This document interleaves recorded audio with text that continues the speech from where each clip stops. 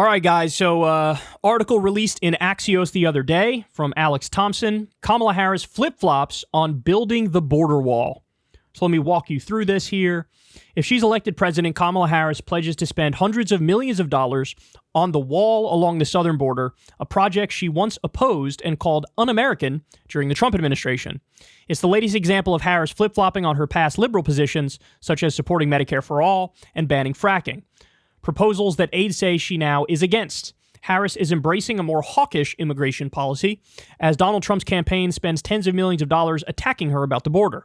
But she still has significant differences with Trump on immigration, opposing his approach to family separation and his plans for mass deportations. Okay.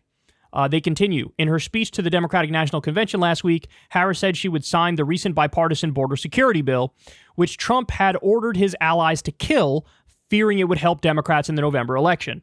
That bill, negotiated by senators such as James Lankford, a Republican of Oklahoma, I thought he was Wyoming, anyway, and Chris Murphy, Democrat of Connecticut, requires hundreds of millions of dollars of unspent funds to be used to continue building a wall on the border. Quote, it requires the Trump border wall, Lankford told Axios. It's in the bill itself that it sets the standards that were set during the Trump administration. Here's where it will be built. Here's how it has to be built, the height, the type, everything during the Trump construction.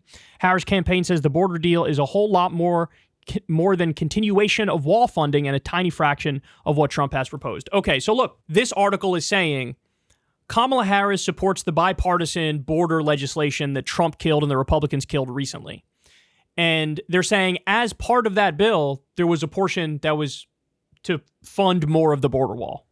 And so now everybody knew that she supported that bipartisan bill. We've known that for a long time, right? But now this is a new article saying, oh, by the way, when you read in the bill, there is a portion that does Trump's border wall. I'm fine with them writing this article because that is what she supports effectively if she supports this bill. But at the same time, you also need to write an article that comes out and says, all the Republicans now oppose Trump's border bill. They oppose his wall because they killed it. You have to write an article saying Trump is now against his own border wall because he opposed this, right? Now, you didn't see that article. You're not going to see that article. But this article was written about Kamala Harris and her supporting the bill, which had some border wall funding in it. Now, look, the fact of the matter is this, and this is why the one issue that drives me the most crazy when I see people talk about it is the border and immigration. Because nobody's fucking being honest about it in the slightest, and nobody knows any of the facts about the border and what the Democratic position is and what the Republican position is. So one of the things you hear all the time from Trump and Republicans is, Democrats support open borders, open borders, open borders, open borders. They accuse Joe Biden of having that position. They accuse Kamala Harris of having that position. They accuse almost every Democrat in the country of having that position. What's the reality? As I've walked you through in the past, there was a Cato Institute study on this. They found Joe Biden and Kamala Harris deported more than Trump and Pence, both as a raw number and as a percentage. Of course, for a long time, Biden kept in place the same, remain in Mexico and Title 42, these very hawkish border policies. Then it went back and forth in the courts. Ultimately, now some of that stuff is gone because the pandemic is over. So, you can't keep it in there after that. But Democrats are very conservative on the border. Barack Obama was called the deporter-in-chief. That was his nickname. Now, for once in my life, I would like to see Republicans be honest about this fact and just say, yeah, look, on immigration, there's not that much of a difference between Democrats and Republicans. The main difference, in theory, is as they point out in this article, okay, Democrats have no interest in doing family separation, and they don't want to do the biggest deportation program in U.S. history. That's really the biggest differences. But also, as I pointed out, Republicans killed this bill because they were afraid this is going to give Biden a win and it's going to hurt Trump, and we don't want to do that. So even though Biden looked at Republicans and said, I'm going to do most of what you want to do, they said, no, we don't want to do the things that we say we want to do anymore. And again, it used to be the case that Democrats would take the position, okay, I'm fine with funding more border security stuff, but the trade-off has to be, you need to give me protections for dreamers, and you need to give me a path to citizenship for the people who've been here for a long time, and they're not criminals, and they're living wholesome lives. And now Democrats have dropped that concern. Now they don't talk about protecting dreamers or a path to citizenship for the good people who are here. And so, again, Democrats have moved further and further to the right on the issue of the border. They really agree in large part with Republicans on this stuff, and nobody really acknowledges it. I mean, I guess this article is acknowledging it, right? But this article is also not saying the other part, which is implied, which is, in a weird way, because Republicans killed the immigration bill, they randomly are now softer on the border than the Democrats are. Now, don't get it twisted. I'm sure if Trump had power, he would try to do a bill that's even more extreme than the one the Democrats put forth. But they did kill a bill which increased border security funding, really massively cut back on asylum, helps fund some of Trump's border wall. But look, this is something that we've known. We know she supports that border bill. We know she also supports Joe Biden's executive orders on this. He took executive action where he really strictly limited asylum. So you have Biden and Kamala deporting more as a raw number and a percentage than Trump. You have them agreeing with the core tenets of right-wing border proposals, coming up with a bipartisan bill. The Republicans kill it. Then Biden's still doing executive orders anyway to crack down on the border, right? And that these are all the facts that like nobody fucking acknowledges, and that drives me crazy.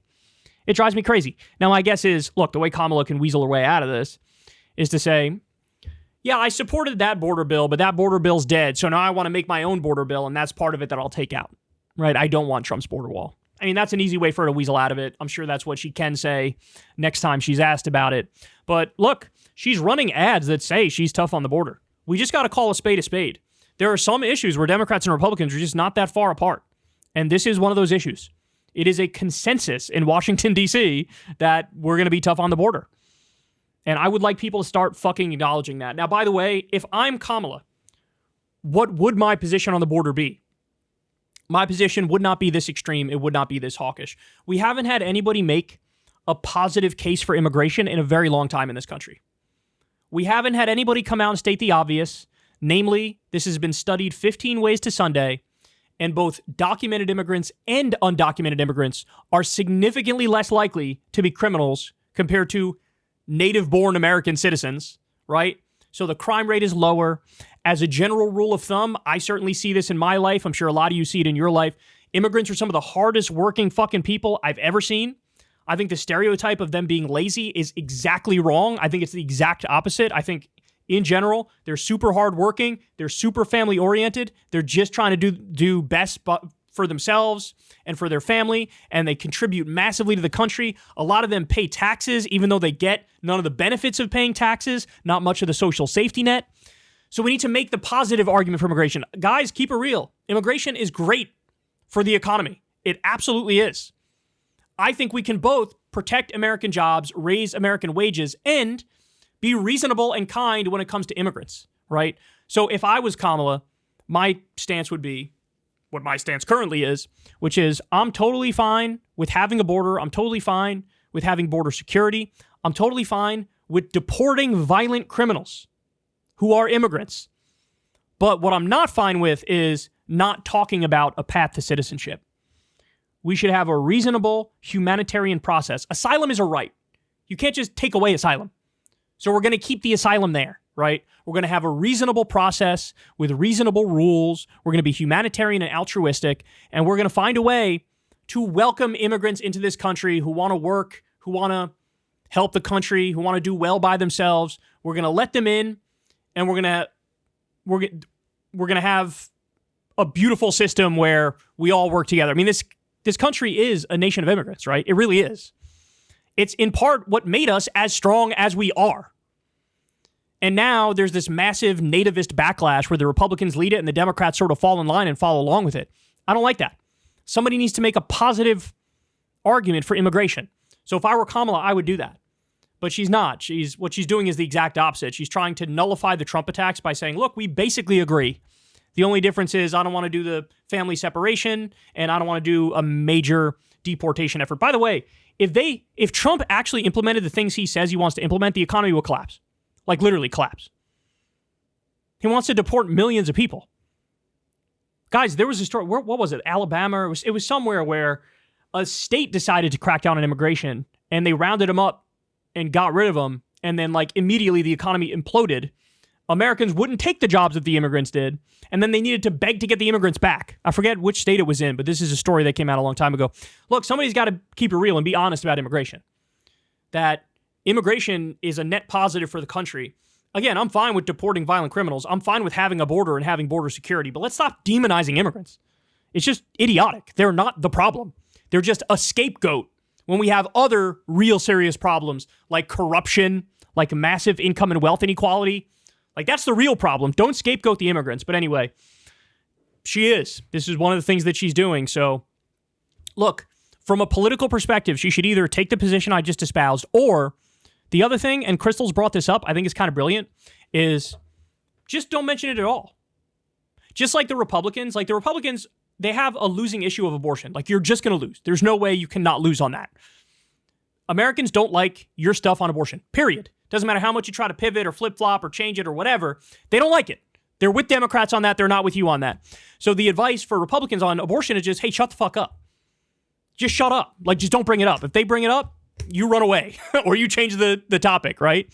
And I guess you could say, this is Crystal's idea, maybe Democrats could do that on immigration.